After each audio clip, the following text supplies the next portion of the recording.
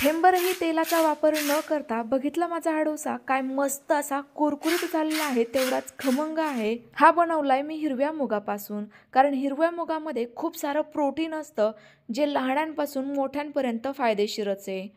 तुम्ही वजन कमी करत असाल, डायबिटिक पेशंट असाल किंवा वयोवृद्ध असाल तर तुमच्याकरिता आजची रेसिपी तर बेस्टच आहे।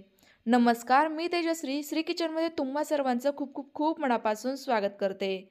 चला तर मग लगेच रेसिपीला सुरुवात करूया। त्याकरिता मी या ठिकाणी 1 कप हिरवे मूग घेतलेत। ज्या कपाने आपण हिरवे मूग मोजून घेतलेले आहेत त्याच कपाने मोजून घेऊयात।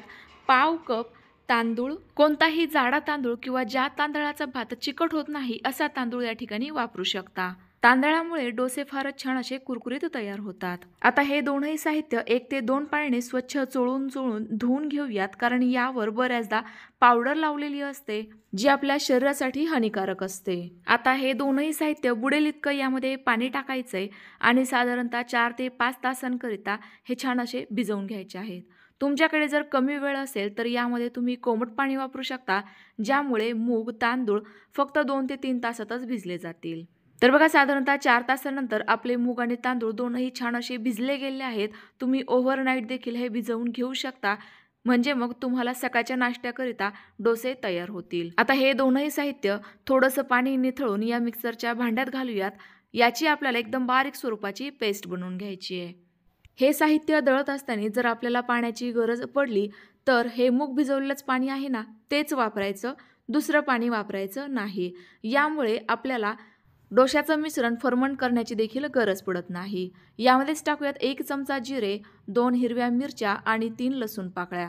यामुळे डोस्यांना टेस्ट जास्त छान येईल। मिक्सरचं झाकण लावूयात आणि मिक्सरला हे बारीक छान असं पेस्ट स्वरूपात दळून घेऊयात।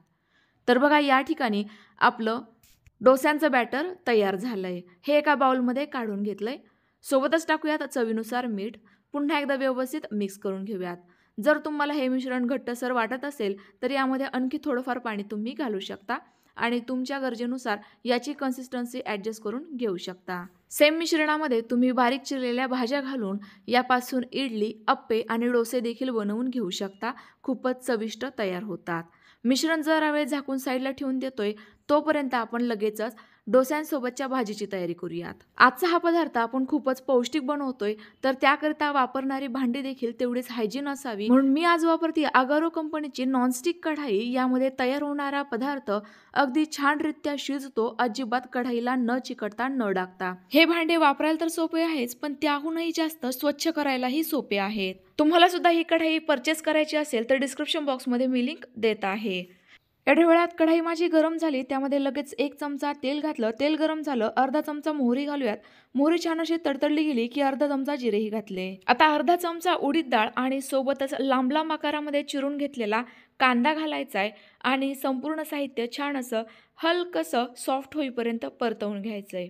आज आपण जी बटाट्याची भाजी बनवतोय ती उडपी स्टाईल असल्यामुळे यामध्ये मी उडदाची डाळ घातलेली आहे, ज्यामुळे भाजीला टेस्ट जास्त छान येते। सोबतच घालूयात 2 ते 3 हिरव्या बारीक चिरलेल्या मिरच्या आणि 1 लाल सुकी मिरची, सोबतच थोडीशी कढीपत्त्याची पाने। पुन्हा एकदा संपूर्ण साहित्य व्यवस्थित असं परतवून घ्यायचंय।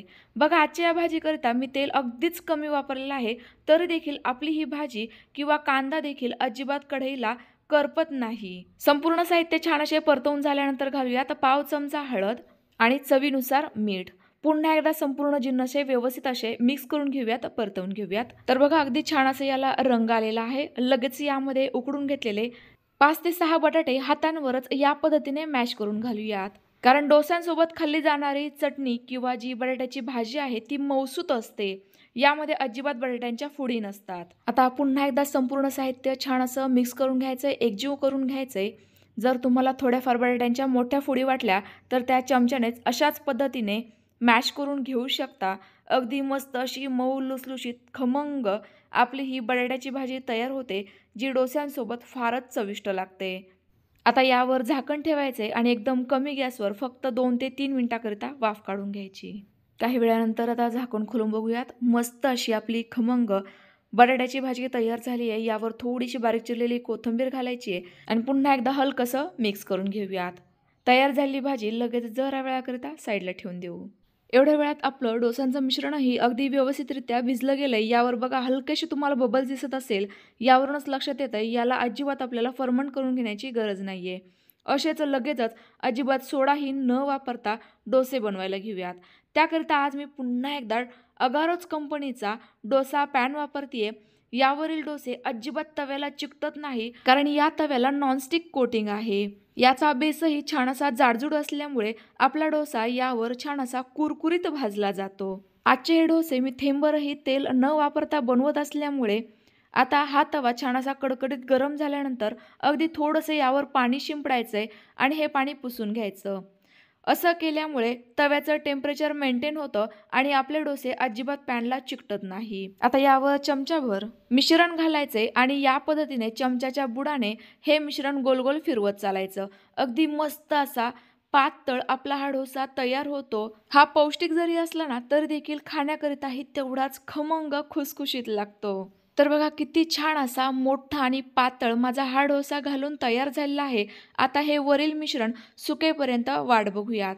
यावेळेला गॅसची फ्लेम कमीच ठेवायची आहे. आता आज मी मैसूर मसाला डोसा बनवतेय, त्यामुळे यावर घालूयात लाल मिरची पेस्ट, जी मी थोडीशी टँगी फ्लेवरची बनवली आहे. याची रेसिपी जर तुम्हाला हवी असेल तर कमेंट्स करून नक्की कळवा. चटणी व्यवस्थित डोस्यावर पसरवून लावल्यानंतर आता गॅसची फ्लेम मध्यम करूयात आणि लगेच यावर बटाट्याची भाजी देखील घालून घेऊयात. ही भाजी या पद्धतीने थोडीशी पसरवून घालायची. तर बघा एवढी सारी प्रोसेस होईपर्यंत या डोस्याच्या कडा आपोआपच सुटायला लागलेल्या आहेत. यावरूनच समजायचे आपला हा डोसा खालून छान असा खरपूस भाजला गेलाय. लगेचच हा उलथवून घ्यायचा आहे आणि अर्धवट याची घडी घालायची. बघा किती छान हा कुरकुरीत तयार झालाय. मी थेंबरही तेल वापरलेलं नसून देखील आपला हा डोसा अजिबात तव्याला चिकटलेला नाहीये. त्यामुळे तुम्ही देखील आजची ही पौष्टिक रेसिपी घरी एकदा तरी नक्की ट्राय करून बघा. कशी झाली कमेंट्स करूनही नक्की कळवा. रेसिपी आवडली असल्यास लाईक करा आणि जास्तीत जास्त शेअर करा. सेम पद्धतीने मी आणखी एक डोसा बनवून घेतलाय. आता हे दोनही डोसे बघा काय मस्त असे जाळीदार झालेले आहेत, कुरकुरीत आहेत. रंगही अगदी जबरदस्त आलाय. आवाजावरून तर तुमच्या लक्षात आलंच असेल. खाऊनही बघते. बघा काय मस्त रंग तर आलेलाच आहे, पण खरपूसही भाजला गेलाय. त्यामुळे मला खात्री आहे तुम्हाला आजची ही रेसिपी नक्कीच आवडली असणार आहे.